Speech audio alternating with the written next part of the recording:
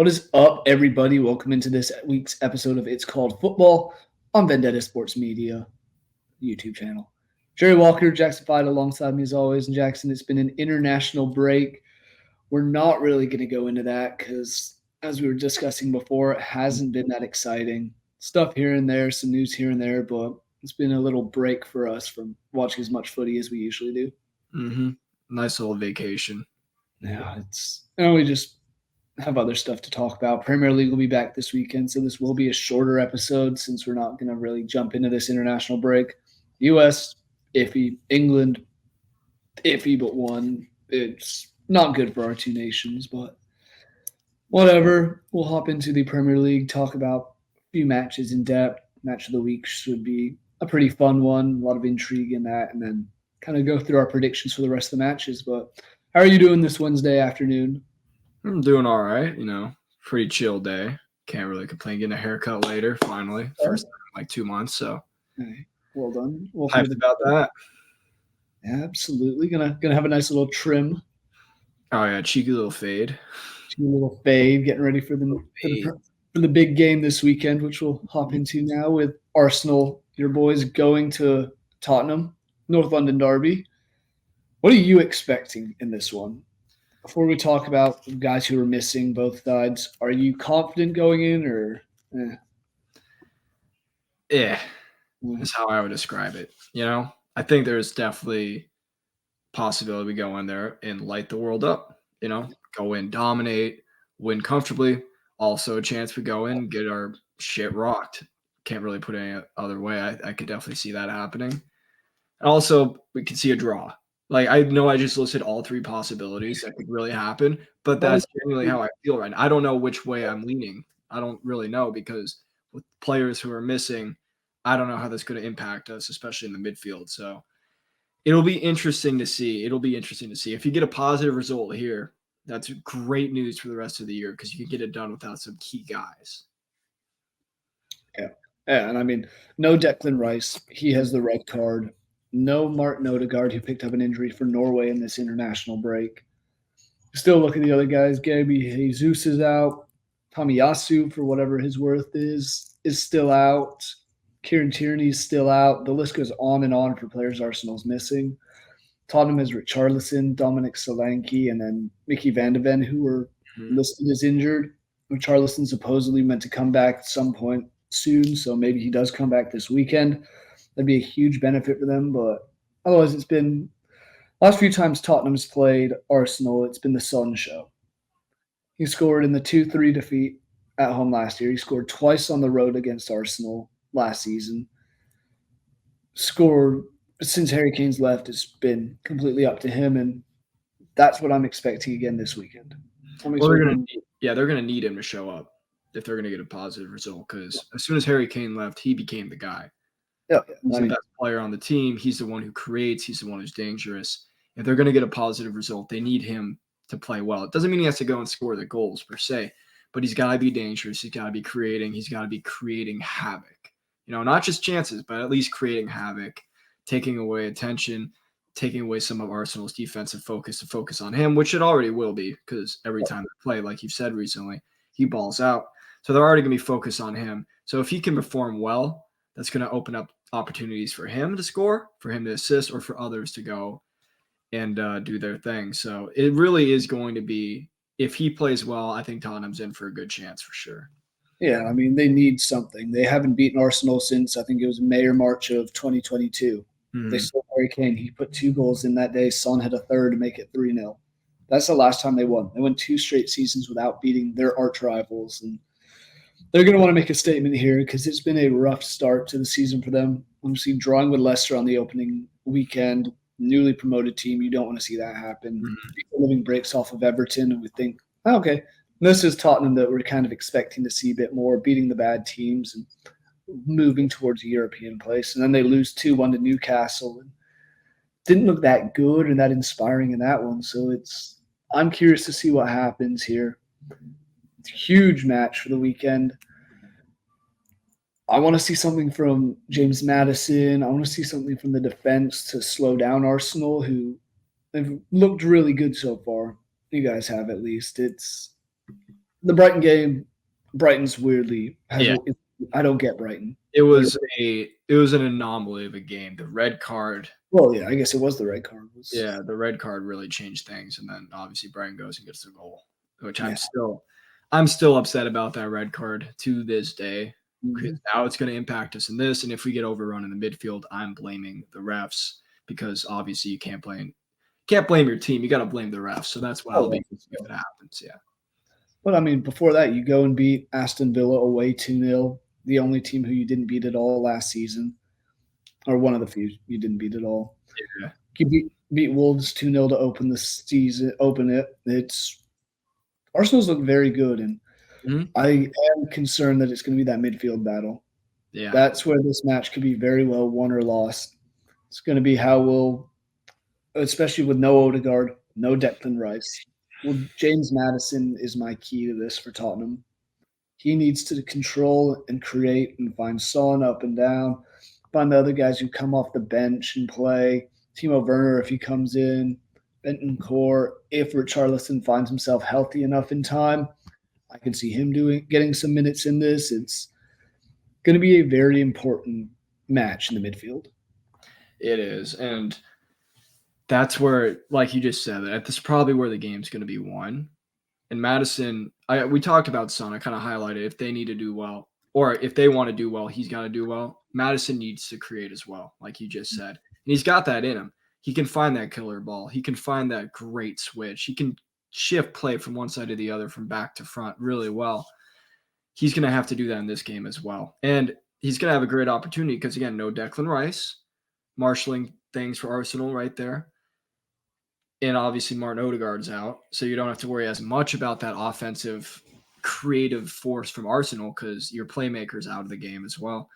So he's going to have a lot more freedom than you would have thought a couple weeks ago.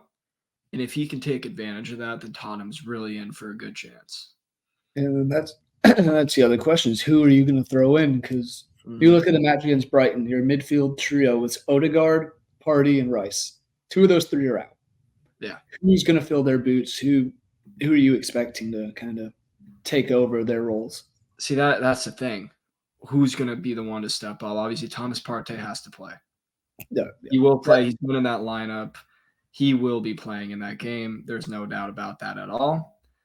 And then after that, this is where it's going to get tricky. Do you move Havertz back there and put Trossard up? I don't think you do. I think Jorginho, I guess. Yeah, you got to put Jorginho in. He's got to be the first one. He's going to get his chance. He could play Zinchenko if you really want. I wouldn't like that move personally. Because that's the thing that's difficult. You're not just taking out one guy and putting one in. You don't just put Jorginho in. And another problem is Fabio Vieira's out on loan. This would have been a perfect opportunity to use Fabio Vieira. So I'm really curious to see what we're going to see. Obviously, Jorginho is going to have to go in. Like, he's straight up going to be in the game. There's no way he doesn't go into the game. It's just whether at that point, do you move Havertz back? I think that'd be stupid because he's scoring goals, but he can play in that kind of role as a more attacking-minded player. Kind of be an Odegaard replacement, I guess. You could also play Zinchenko. Because it's all good having these attacking prowesses of Saka, Havertz, Trossard, Martinelli off the bench. Mm-hmm. If you can't get them the ball, it's kind of pointless. Yeah. I think, this is a tough call. If it were me, Partey, Jorginho, and I would move Havertz back there, but allow him the freedom to go forward. And then front 3 would be Martinelli on the left, Saka on the right, and then I would have Trossard playing kind of up there, maybe a little bit more of a false 9. He and Havertz could kind of interchange a little bit. That's what I would do. I'm curious to see how we approach this. Yeah, it's going to be an interesting one for sure. I'm excited for it. Love the North London derby. Love that Premier League's back. It'll be 9 a.m. Eastern time on Sunday, the 15th. So you guys don't want to miss that because anytime these two teams play, it's entertainment. Match on Saturday that we were kind of having a hard time finding some very good matches to go in depth on. This weekend is very much a lot of top teams against lower level teams, and this is one that it's the only top 6 matchup we have this weekend, but it is Man City and Brentford. So I'm not expecting much from Brentford, if Erling Haaland doesn't have a hat trick, I'll be damned, because he's got, 7 or 8 goals already this season, 7 goals, back-to-back hat tricks. Is there any way, or what would your key be for Brentford to kind of slow him down? That's the question everyone was asking, right? How do we slow this guy down? Honestly, with City's attack and their midfield, You I don't just don't think it's possible to slow him down, because they will be able to find him. He's so good at making those runs, and they're so good at playing those balls. It's just so difficult to deal with. Now, 2 players, I hate to be this Arsenal fan here, but I think Gabriel and Saliba, when Arsenal played last year, did a great job of taking him out of the game. So you got to approach it that way. You got to be physical. You got to win the battles. You got to put a hit on him. It doesn't mean foul him, but you got to put a hit on him. You got to let him know you're there. You got to win every single physical battle. That's how you take Erling Haaland out of the game. And that's a lot easier said than done, because the dude's a tank. He's huge. He's strong. He's fast. So it's hard, but if you are going to take him out of the game, that's how you got to do it. And I just don't think Brentford can do that. I really don't. It would be great if they could, because when City drops points, it's a win for everyone else in the league. But I don't really have confidence in Collins and Pinnock to be able to do that. I just don't. And there's a chance Brentford's missing Christopher Azure on the outside back on the right side. I think he picked up an injury over the international break or in the last game against Southampton. So he's questionable, listed as like questionable to play. Yeah. That's just and here's the other issue. You stop Haaland, props to you. Are you going to be able to stop De Bruyne, Silva, Rico Lewis? Are you going to be able to stop the other guys who they have dangerous? Gundogan's back now, so when he comes, I don't see any way they do it. I honestly think it's probably like 3-0 City again. Yeah, I'm going to go 2-0, but I will say this. City's back line has looked a tad shaky at times. It has. It's given up a bit. And I know this because I have basically my whole back line in FPL in Man City. So I never get the shutout points, because every single game, they have messed up. And Brentford does have a couple guys who can punish them. Buemo and Visa are very good players who, if they get a chance, they've already showed that they can score. Will it be enough? I don't think so. I think City's going to run them out of the park. I think they're going to have, we know they're going to have the majority of the possession. They're going to create more chances. And when you have Erling Haaland, you can bet they're going to be goals. So, yeah, I'm going to say 2-0. But with how City's defense is playing, that should give Brentford hope that on the counter, they will be able to catch him lacking. You'll be able to catch him sleeping and maybe get yourself a cheeky goal, And if you get one and say it's 1-1 or you take the lead 1-0, that's a lot better spot than being down 2-0, And from there you can go. We'll see what happens. I'm going 2-0 City. I think they'll win pretty comfortably. But if there is ever a time to play City's defense, I feel like it's right now. They did have an international break, right? So they might come back with a renewed focus, be looking better. But all City's players play during the international break. It's not like they're sitting there training with one another. They go with their national teams and do that. So we'll see. That they've looked shaky back there. I will say that. Ipswich got a goal. They've given up own goals. They haven't looked completely solid.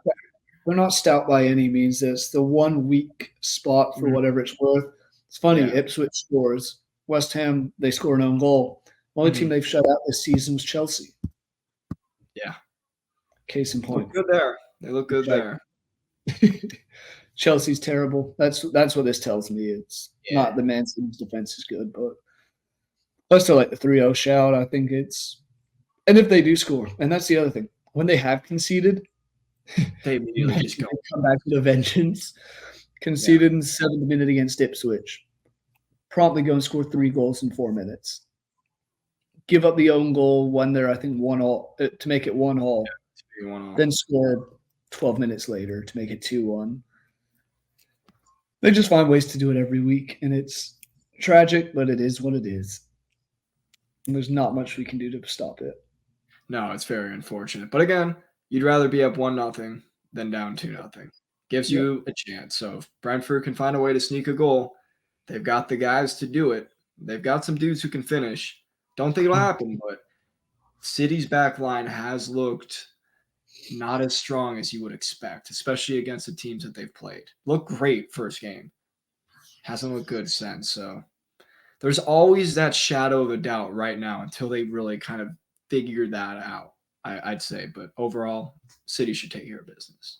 Oh, absolutely. One that might be a little closer and could go back and forth is another London derby that we have won it virtually every week at this point. Yeah, dude, Fulham hosting West Ham. I mean, it is partially when there's about half a dozen teams in London in the Premier League. Well, we have Arsenal, we have Tottenham, Chelsea, Fulham, West Ham, Crystal Palace. Yeah, about 6. So another one today. Fulham, West Ham. What are you expecting? What do you think will happen in this one? I was really kind of feeling West Ham for a bit. I really was. And again, we're only 3 games in, so we can't really jump to conclusions yet. But I'm not fully sold on him yet. I'm really not. I'm not fully sold. I feel like it's interesting that you go out and purchase Fulkrug, but he really hasn't found his way. And he's injured. He's injured for this game. I believe so. He got injured for national duty? Yeah, I believe so. So that takes away another option right there. You got to go Mikel Antonio no matter what. Yeah, I think he's been ruled out. He's been ruled out for that. I think he had an Achilles, some sort of injury. Mm-hmm. Yeah, he picked it up yesterday, or he was out yesterday due to calf strain. But it sounds like enough that he's gonna be kept out for this weekend. Right. He's out of the picture then, so don't even have to worry about that. I still find it crazy that you go out and sign a dude like him, and you're not finding a way to get more involved early on. I found that interesting because it's not like it's really been working for West Ham. Fulham, I think they've actually done all right, to be completely honest. Obviously the 1-0 loss to Man U is pretty disappointing, but then they're sitting ahead of West Ham right now. Obviously in 12th place, they got 4 points, a win and a draw. But honestly, I feel Fulham's going to win this game, especially at home. I've seen more from them. I think they did a good little bit in the transfer window, got in some decent guys, Emile Smith-Rowe. So I'm going to go with Fulham here. I'm going to go 2-1. I do think they'll concede. But I'm just not huge on West Ham right now. I'm not huge on them. I haven't seen enough from. I think Onana's a tank. But I think he's a tank in this center of the park. I think they've got good players, and they've got the potential to be a team that pushes for Europe. But just haven't seen enough yet, Yeah. I think at the end of the year, they'll finish ahead of Fulham. But I think for this game, Fulham coming in a little bit stronger. I like them at home. I'm going to give it to Fulham 2-1. And this is a rivalry that was absolutely dominated by one side last year, and it wasn't the better side in West Ham. Mm-hmm. Fulham won the home match last season 5-0 and then won 2-0 at West Ham. So it's one of those ones that they just have their number at the moment. Maybe the players are doing. I love the Adama Traore signing for Fulham. I think he's great signing. A great player. Not a great player in terms of that, but he's a great player to have for a team like Fulham. Yes, exactly. He fits in perfectly. Rodrigo Muniz up top could see a little bit more, but Alex Iwobi's scored, I think, once or twice. Emile Smith-Rowe has looked solid, as you said earlier. He's right there. I'm just concerned about their defense. Mm-hmm. They gave up a late goal against Man U. They did give up a goal against Leicester and Ipswich, both newly promoted teams. Sure, Leicester has some prowess, but you're giving up goals to, I think, the center back? Yeah, Wout Faes was the one who scored for Leicester. So Liam Delap got the goal against them. Yeah. Yeah. So you're giving up goals to kind of players you shouldn't be. Mm-hmm. I do still think they get it done. I think West Ham they haven't quite figured everything out. There's still some questions about everyone playing alongside each other because they did make a whole load of signings over the summer. But I'm going to take West Ham 2-1 as well, or Fulham 2-1 as well. Yeah. I'm going to back them. I just think at home at Craven Cottage, they have that little extra something. Yeah. Any other games you want to really go in depth on, or just kind of hop into these predictions for the other 7 matches this weekend? I think we're ready to just run through them. Let's do it. Start Saturday morning, nice and early, 7:30 a.m. kickoff Eastern time, even earlier for you on the West Coast. Won't be Man U Southampton. Do the Saints go marching on, or is it the Devils who take over? Look, Man U, we've been harping on it, has not looked good. But Southampton has been terrible since they've come up. They have not looked good. They have not been – I mean, the only game they were really in was against Newcastle, and Newcastle was down a guy, and they still won the game. So Man U's going to win this one. I think they win it pretty comfortably. I'll say 2-0. I don't think they go crazy with the score, but it's a very comfortable 2-0. Yeah, I like that shot. I think Southampton will get a goal. I think it'll be one of those scrappy goals that'll just find the way in. But I still have them losing probably 3-1. It's crazy. And I mean, I'm just looking at their past results. The only one that they've actually won was against Cardiff in the Cup. And that involved a 91st and a 94th minute goal of stoppage time to get the win. Yeah. Not expecting too much from them. Moving on, Brighton against newly promoted Ipswich. Brighton have looked superb this season. Every aspect. There's a reason they drew with Arsenal, beat Man U, thumped Everton. It's been a great start for them. They do have a long old injury list, but every team does. And some of those are just unknown knocks. Give me Brighton. Give me Brighton 2-0. Yeah, Brighton's going to win this game. They look so good under new manager Fabian Hurtzweller. He's got them playing really well. Ipswich, they just don't have it, especially away from home. They're not going to be able to get that fan support. Brighton's looked really good. They'll continue that into this game. I'm going 3-0. I think they get 3 on them. Okay. I like it. Crystal Palace and Leicester. I guess we're starting this weekend off heavy with the newly promoted sides. Mm-hmm. See, this one, I think Leicester can nick something here. I really do. I think this is a game that Leicester should look at as a huge opportunity to get points from. Maybe not even just one, maybe all 3. You know, I'm going to say this ends in a tie. We get a draw. I'm going 1-1.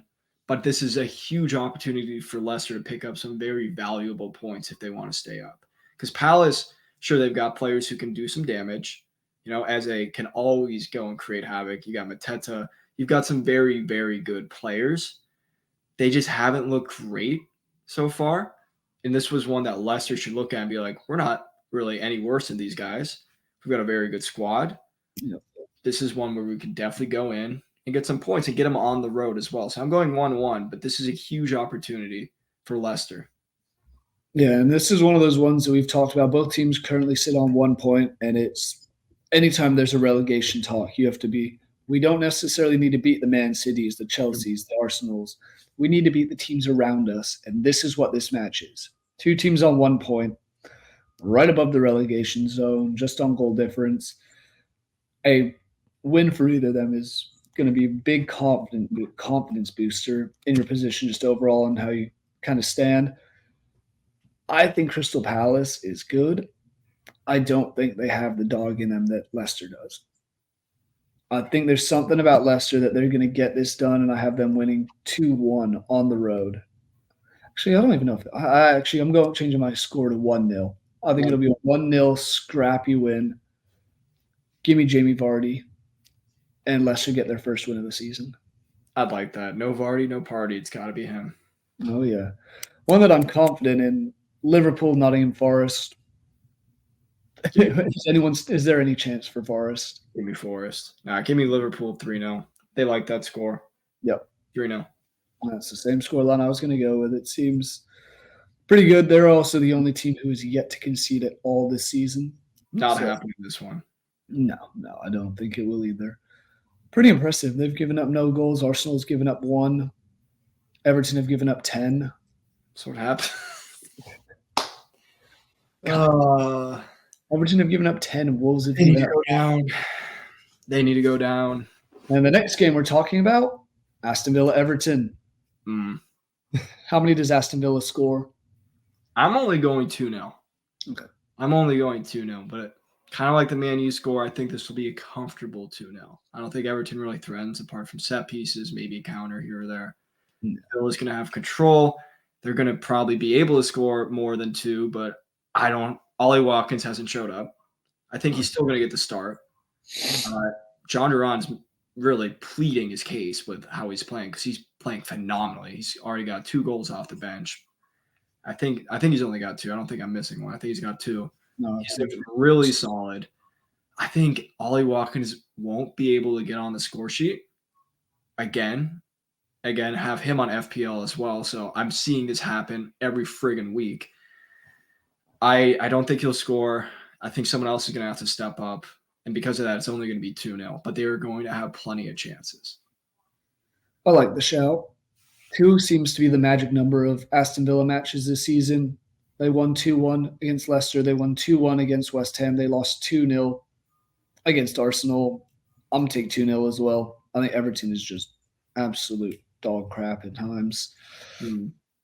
They're my favorite, or my prediction to go be relegated. Probably my favorite to get relegated after Southampton. Haven't looked good. Right. Their last Premier League match was absolutely hilarious to see. Gave up 3 goals after the 87th minute and onward to go from 2-0 up at home to losing 3-2. I don't see them getting anything done at Villa Park. Give me Aston Villa comfortably. Yeah. Bournemouth is hosting Chelsea. The Cherries, who are technically are ahead of Chelsea on the table, 1 point better. Did they get it done against the Blue London team? Tell you what, Bournemouth, man, they've got that dog in them too. Yeah. And to come back, because they've done it in multiple games. I mean, not just the Everton one, which was crazy, but they've come back to earn draws against, who is it? Newcastle. No, Newcastle. Newcastle came back. Who's the other one? Bournemouth scored at the very end of that game, and it was ruled out by VAR. So they're doing that. And then it was Nottingham Forest where they scored late to equalize. So they've got that dog in them. Chelsea just feels all over the place still. It just feels completely disorganized. It feels chaotic. Sometimes it really works, like against Wolves, where you go and win 6-2. Yeah. Then other times you go and tie Crystal Palace 1-1. I'm going to go Bournemouth. I am. At Bournemouth, I'm going to give it to them. I like what I've seen from them. I think they win 2-1. Chelsea right now just looks like the Chelsea of the beginning of last year to me. Mm-hmm. Nothing better. They look like that. Doesn't look like a team that's obviously going to be in a relegation battle, but they're looking like a mid-table team right now, which is crazy considering the talent they have. But I just don't think they're there yet with how they need to gel under Enzo Maresca. Still got a long way to go. I'm going Bournemouth in this one, 2-1. I like what they're doing. I like the Cherries. Hey, fair enough. The thing I do like about Chelsea player-wise from mostly this past international break, Noni Madueke. He's good. He's good, and he's playing with England this week. He looked really, really good against Finland yesterday, created a whole load of chances, had some questionable shots selection, but whatever, it's English football. You just got to rip it at times. Yeah. But I think playing with the caliber of players and playing with some of your other Chelsea players at that point is huge for him and his confidence. I think this could very well be a draw. I want to pick a draw, but I just have a feeling Chelsea will get it done. Some ugly, scrappy goal to win by 1 goal, whether it's 2-1, 3-2, or 1-0. I think they'll win by a goal late. Mm-hmm. And the last one. Team we said has given up 9 goals this season. Wolves hosting Newcastle. Predictions and thoughts on this one? You got to give it to Newcastle. They've looked decent. Nothing spectacular, but they have looked decent. Wolves has left a lot to be desired. They're not looking too great. I'm going to go Newcastle. I like how they're looking right now. They're in 5th place right now.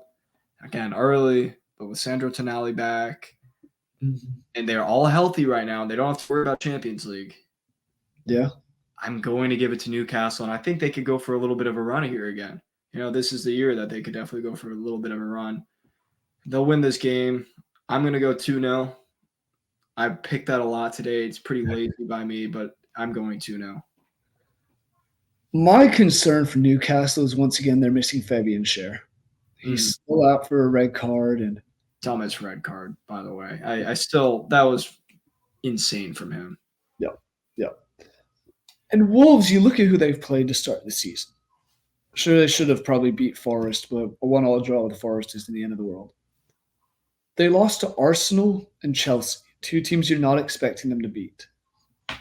I'm not saying they're going to win this match against Newcastle, but I think they could very well get a point and get a draw out of this. I think they could, but I feel like Newcastle's also better than Chelsea right now. I feel like they're up there with that kind of caliber team. Yeah. But, I mean, Arsenal's better than Chelsea, and they only got 2 by Wolves. Chelsea put up 6. And to be fair, Wolves did have chances. Yeah, exactly. It's one of those ones I can see Wolves scrapping a 1-1 draw in this one again. I think if someone's going to win, it'll be Newcastle, but I'm going my gut and going a 1-1 draw in this one. Any final thoughts, Jackson, on this weekend or anything football related, one way or another? Go Gunners. That's it. That's the end. Go Gunners. Let's get those 3 points. What do we think about Tottenham? You finish it off. Yep. You know it. If you know, you know. And if you don't know, you should probably go and find out ahead of this weekend's North London derby. Mm-hmm. Big game, though, 7:30. Leeds hosting Burnley.